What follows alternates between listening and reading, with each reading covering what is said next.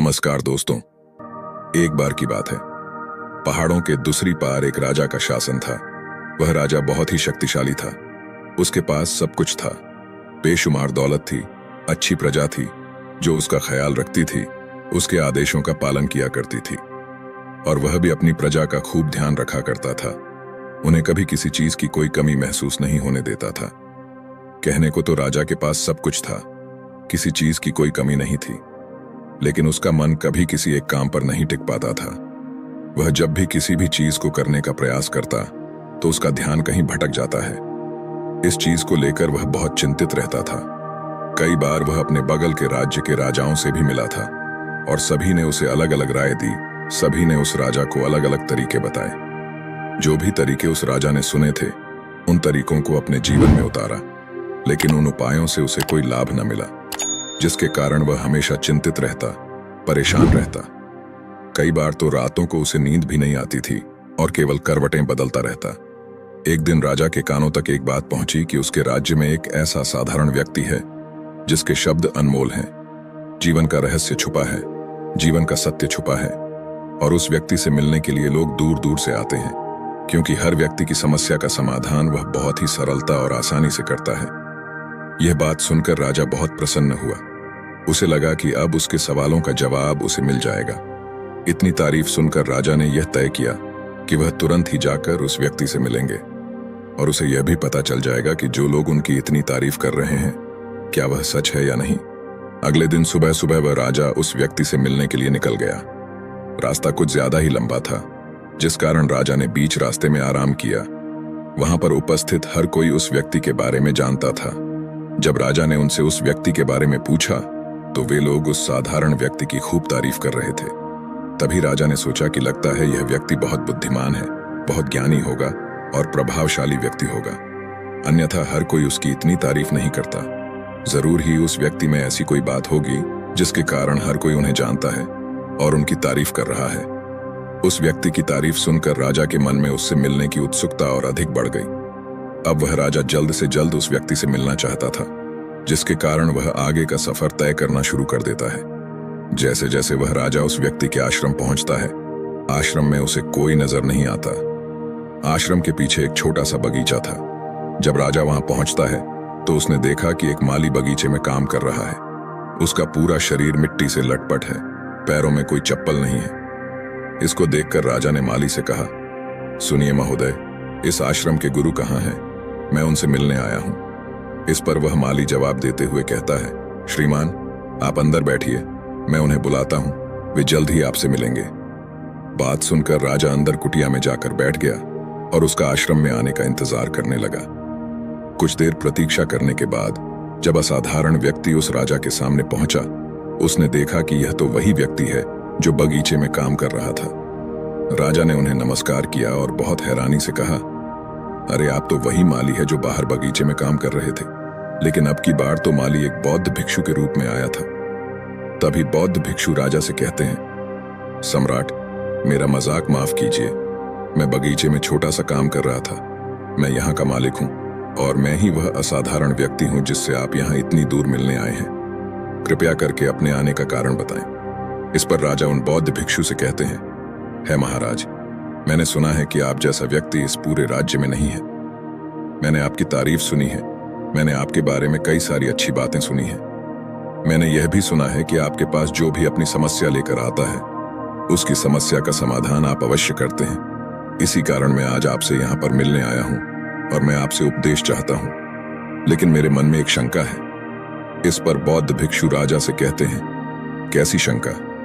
इस पर राजा कहता है, मैंने बहुत से विद्वानों को देखा है, बहुत से ज्ञानियों को देखा है। वे जब भी चलते हैं तो उनके पास तरह तरह की ज्ञान की किताबें होती हैं। उनके पास ऐसा कोई ना कोई संकेत जरूर नजर आता है जिससे यह पता चल सकता है कि वे लोग ज्ञानी हैं। लेकिन आपके पास तो न कोई ज्ञान की किताबें हैं और न ही कोई ऐसे संकेत आप में नजर आ रहे हैं, लेकिन उसके बावजूद आप बहुत शांत नजर आ रहे हैं। क्या आप मुझे इसका रहस्य बता सकते हैं? इस पर बौद्ध भिक्षु मुस्कुराने लगे और राजा से कहते हैं, मेरा ज्ञान तो इस संस्कार में प्रकृति के रूप में हर जगह है। मैं अपना ज्ञान जीवन की सरल और साधारण वस्तुओं से ही लेता हूं। पर महाराज, आप यहाँ किसी समस्या को लेकर परेशान हैं। कृपया आप मुझे आपके यहां आने का कारण समझाएं। इस पर राजा कहते हैं, हे गुरुवर, मेरा यहां आने का कारण यह है कि मैं किसी भी काम को लेकर लंबे समय तक इस कार्य पर अपना ध्यान नहीं लगा पा रहा। मैं कुछ ही देर में उस कार्य से भटक जाता हूं। कृपया कर मुझे अपनी समस्या का समाधान बताएं। मैं इस बात से काफी चिंतित हूं। बौद्ध भिक्षु ने राजा की चिंता को समझकर कहा, महाराज, आपकी समस्या मुझे समझ आ गई है। आप जिस कार्य पर ध्यान नहीं लगा पा रहे, उसके लिए मैं आपको एक उपाय बता सकता हूं, लेकिन आज आपको देर हो चुकी है। आप मुझे कल सुबह मिले, कल सुबह का समय ठीक रहेगा। कल सुबह जब आप मुझसे मिलेंगे तो मैं आपके सभी सवालों का जवाब आपको दे दूंगा।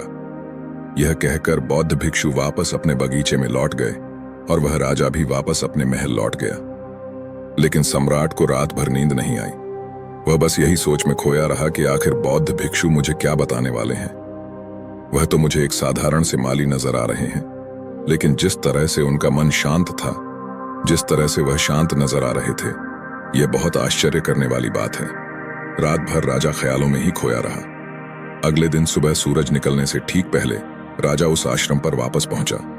वहां पर बौद्ध भिक्षु पहले से ही उपस्थित थे। जैसे ही सम्राट वहां पहुंचा, उन बौद्ध भिक्षु ने एक पानी का छोटा सा जग उस सम्राट के हाथ में थमाते हुए कहा, इसे लीजिए और पौधों पर धीरे धीरे पानी डालिए। ये आपके सामने पूरे 15 पौधे हैं। इन सभी पर आपको इसी प्रकार पानी डालते चलना है। लेकिन जब आप इस क्रिया को कर रहे होंगे तो उस वक्त मेरी एक बात का अवश्य ध्यान रखेंगे कि आपको इस दौरान कुछ और नहीं करना है, ना कुछ सोचना है और ना ही कहीं आपका ध्यान भटकना चाहिए। आप जब इन पौधों को पानी दे रहे होंगे तो आपका पूरा ध्यान केवल इन पौधों पर ही होना चाहिए। यदि इस बीच आपके मन में कोई विचार आए तो वहीं पर रुक जाएगा और फिर दोबारा से पहले पौधे से पानी डालना शुरू कीजिए। और जब आप मेरी बात मानकर किसी प्रकार इन सभी 15 पौधों को पानी दे देंगे, तब आप मेरे पास आइएगा। मैं आपके सभी सवालों का जवाब आपको दे दूंगा। राजा ने आज तक ऐसा कोई काम नहीं किया था और उसे यह काम बहुत छोटा सा लग रहा था। राजा पहली बार ऐसा कोई काम करने जा रहा था। उसने पानी के जग से पहले पौधे पर बहुत ही ध्यानपूर्वक पानी दिया और फिर दूसरे पौधे की ओर आगे गया।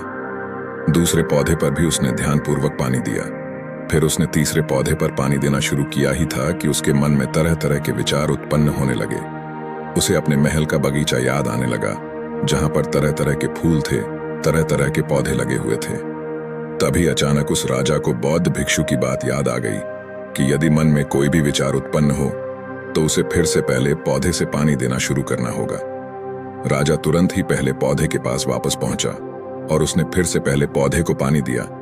दूसरे पौधे को उसने फिर से ध्यानपूर्वक पानी दिया। जैसे ही वह तीसरे पौधे पर पहुंचा, उसके मन में फिर से कई तरह के विचार उत्पन्न होने लगे।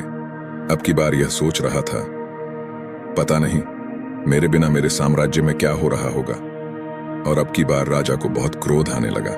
मैंने सोचा कि आखिर मैं यह छोटा सा कार्य क्यों नहीं कर पा रहा हूं। वह तुरंत ही फिर से पहले पौधे के पास पहुंचा। उसने अब की बार बहुत ध्यानपूर्वक पहले पौधे को पानी दिया, दूसरे पौधे को भी ध्यानपूर्वक पानी दिया। ऐसे करते करते अब की बार राजा करीबन 5 पौधों में बहुत ही ध्यानपूर्वक पानी दे चुका था। लेकिन अब जैसे ही उसने 7वें पौधे पर पानी देना शुरू किया, उस पानी को देखकर राजा के मन में नदी के विचार उत्पन्न होने लगे। सम्राट अब बहुत परेशान हो चुका था।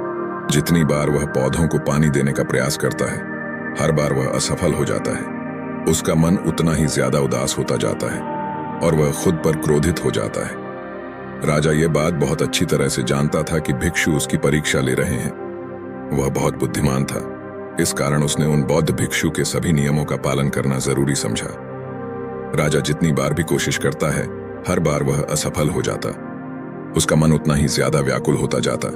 हमेशा खुद को किसी न किसी विचार में उलझा हुआ पता है। ऐसे ही करते करते सुबह से शाम का वक्त हो चुका था, लेकिन अब तक वह सम्राट पूरे 15 पौधों में पानी नहीं दे पाया था।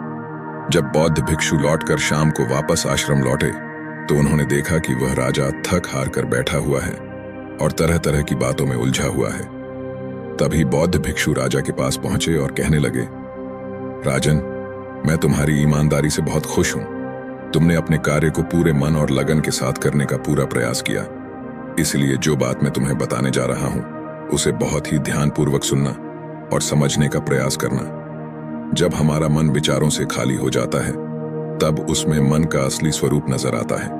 तब साधारण से साधारण सा काम भी हमें ज्ञान और शांति देता है। इस पर राजा उन बौद्ध भिक्षु से कहता है, महाराज, पर यह कैसे संभव है? मैं तो जब भी कोई कार्य करता हूं तो मन में कई तरह के विचार उत्पन्न होते हैं और मैं उन विचारों में फंस कर रह जाता हूं और वहां से बाहर निकलने का कोई रास्ता मुझे नजर नहीं आता। तभी बौद्ध भिक्षु मुस्कुराने लगे और राजा से कहते हैं, तुम पौधों में पानी नहीं डाल रहे थे, तुम तो जल्दी जल्दी अपने इस कार्य को बस खत्म करना चाहते थे। तुम्हारे मन में तो यह विचार उत्पन्न हो रहा था कि तुम जल्दी से जल्दी इन 15 पौधों में पानी दे दो और उसके बाद तुम मुझसे मिल सको और अपने प्रश्नों का उत्तर जान सको। किसी कारणवश यह कार्य तुम्हें बोझ सा प्रतीत हो रहा था, मानो मैंने तुम्हारे कंधों पर एक बोझ रख दिया हो, और यही कारण है कि तुम अपने आप को इस पल में रोक नहीं पाए। जब हमारे सामने रखा हुआ कार्य बोझ लगता है तो हम उसे बस जैसे तैसे खत्म करना चाहते हैं और उस काम को करते समय हम अपना पूरा ध्यान उस कार्य पर नहीं दे पाते। किंतु अगर तुम इस पल के महत्व को समझ पाए, इसके महत्व को महत्व दे पाए और केवल पौधों और पानी पर ध्यान देते, तो तुम्हें कोई भी विचार परेशान नहीं कर पाता। इस पर राजा कहता है, महाराज, मुझे आपकी यह बात समझ में आ रही है कि मैं जल्दी जल्दी इस कार्य को खत्म करके आपसे मिलना चाहता था, जिस कारण मेरा मन इस कार्य में पूरी तरह से नहीं लग सका। लेकिन ये एक पल है जो हम जी रहे हैं, उस पल में रहना बहुत कठिन है। क्या मुझे इसके लिए कोई तपस्या या तप करना होगा? इस पर बौद्ध भिक्षु एक बार फिर मुस्कुराने लगे और राजा से कहते हैं, जिस शांत मन की तलाश तुम कर रहे हो, वह शांत मन तो पहले से ही मौजूद है, वह तो पहले से ही तुम्हारे भीतर है। इसके लिए तुम्हें कहीं भी जाने की कोई आवश्यकता नहीं है और ना ही तुम्हें कहीं शांत जगह जाने की आवश्यकता है। इसके लिए कुछ जरूरी है तो वह अपनी सांसों पर ध्यान देना। इसलिए अपनी सांसों पर ध्यान देना सीखो। हम किस तरह से सांस ले रहे हैं और किस तरह से त्याग रहे हैं, इस बात को देखने और समझने का प्रयास करें। तब तुम्हें यह समझ में आ जाएगा कि तुम्हारी सांसों के साथ ही बना हुआ है। उसके बाद तुम चाहो तो कोई भी कार्य करते वक्त भी अपनी सांसों पर ध्यान दे सकते हो। जब तुम कहीं चल रहे हो, कोई ऐसा कार्य कर रहे हो, तो तुम्हें अपनी सांसों पर ध्यान देना चाहिए, या कोई भी ऐसी क्रिया जो तुम्हें वर्तमान से बांधे रखें। इसका एक और तरीका है, 2-4 मिनट अपने आसपास की प्रकृति पर गौर करो। देखो कि क्या चल रहा है तुम्हारे आसपास। इससे तुम वर्तमान में आ जाओगे। फिर तुम अपने कार्य को जल्दी जल्दी बस यूं ही खत्म नहीं करके उसे पूरे मन से करने का प्रयास करोगे, जिससे तुम्हारा मन एकाग्र होगा। और जब तुम्हारा मन एकाग्र होगा तो तुम चाहे कोई भी कार्य क्यों ना करो, फिर चाहे वह छोटा हो या बड़ा, तुम्हारा मन उसमें पूरी तरह से विलीन हो जाएगा और वह कार्य ही तुम्हें शांति और ज्ञान भी प्रदान करेगा। ऐसे समय पर हमारे मन में किसी प्रकार के कोई विचार उत्पन्न नहीं हो पाते और हमारे भीतर की जो शांति है वह प्रकट होने लगती है। हम उसमें मग्न हो जाते हैं। इससे तुम चाहे तो आनंद कह सकते हो या फिर वर्तमान में जीना कह सकते हो, और यह व्यवस्था सरलता से प्राप्त भी कर सकते हो। बस तुम्हें केवल अभ्यास करना होगा। बौद्ध भिक्षु राजा से कहते हैं, जो मन मुश्किलों में शांत रहता है, मुश्किलों से भागत नहीं है, केवल सचेत रहता है, वह मन हर परेशानी को पार कर सकता है, हर दुविधा से बाहर निकल सकता है। राजा को बौद्ध भिक्षु की यह सारी बातें समझ में आ चुकी थीं। उसने उन बौद्ध भिक्षु को प्रणाम किया और वहां से वापस वह अपने राजमहल लौट आया। उसने अपनी सांसों पर ध्यान देना शुरू किया और धीरे धीरे इस निरंतर अभ्यास के कारण वह अपने हर कार्य को ध्यान और मन लगाकर किया करता था, जिससे उसे असीम शांति मिलती थी और वह छोटे छोटे कार्यों से भी ज्ञान प्राप्त कर लेता था। इसलिए दोस्तों, कभी किसी कार्य को बोझ मानकर मत कीजिए, क्योंकि यदि आप उसे बोझ मानेंगे तो जल्दी जल्दी उसे आप अपने ऊपर से उतारने का प्रयास करेंगे, अर्थात उसे जल्दी जल्दी खत्म करने का प्रयास करेंगे। लेकिन इस प्रयास के दौरान आप जो भी कार्य कर रहेंगे वह पूरे मन और लगन से नहीं हो पाएगा, और ऐसे में आप उस कार्य को जो अंजाम देना चाहते हैं, हो सकता है कि आप उसे अंजाम भी ना दे सके, और इसी कारण आपके मन में तनाव भी पैदा हो जाता है। हम चिंतित रहने लगते हैं, परेशान रहने लगते हैं, क्योंकि जो अंजाम हम उस कार्य को देना चाहते थे वह अंजाम हम उस कार्य को ना दे पाते। और हम में से अधिकांश लोग यही गलतियां करते हैं। जब उन्हें कोई कार्य सौंपा जाता है तो वह उस कार्य को करने का प्रयास तो करते हैं, लेकिन वह चाहते हैं कि वह कार्य कितनी जल्दी खत्म हो जाए, और वह उस कार्य को करते वक्त अपने आप को वहां नहीं रख पाते, बल्कि उनका मन तो कहीं और ही भटकता रहता है, जिससे हमारा मन हम पर हावी होने लगता है। हमें तरह तरह के विचार दिखता है और हम उन विचारों में डूबते चले जाते हैं। हम उन विचारों में चले जाते हैं और फिर वहां से हमें निकालने का कोई रास्ता नजर नहीं आता, जिससे हमारे मन में तनाव पैदा होने लगता है। हम बहुत परेशान रहने लगते हैं। हम चाहकर भी किसी कार्य को नहीं कर पाते और जो कार्य हमें वर्तमान की ओर ले जा सकता था, उस दरवाजे को हम खुद ही बंद कर देते हैं, क्योंकि वह कार्य हमें बोझ लगने लगता है। इसलिए जब भी आप कोई कार्य शुरू करना चाहते हैं तो उससे पहले अपना पूरा ध्यान अपनी सांसों पर केंद्रित करें, और फिर आप चाहे तो अपने काम के दौरान भी अपनी सांसों पर अपना ध्यान लगाए रख सकते हैं। और यही सांस का जो ध्यान है, यह आपके काम के ध्यान में परिवर्तित हो जाएगा और इस कार्य में जो भी कठिनाइयां उत्पन्न हो रही हैं, उसे आप पल भर में सुलझा देंगे। फिर चाहे कैसी भी विपरीत परिस्थितियों आपके सामने क्यों ना आ जाए, आप उस कार्य को पूरे मन और लगन के साथ पूरा करके ही रहेंगे। दोस्तों, उम्मीद है कि आपने आज के इस वीडियो से जरूर कुछ ना कुछ सीखा होगा। तो इस वीडियो को अपने दोस्तों के साथ शेयर करना ना भूलें। हमें ऐसे ही सपोर्ट करने के लिए चैनल को सब्सक्राइब भी जरूर करें। मिलते हैं एक नए वीडियो के साथ, तब तक के लिए धन्यवाद।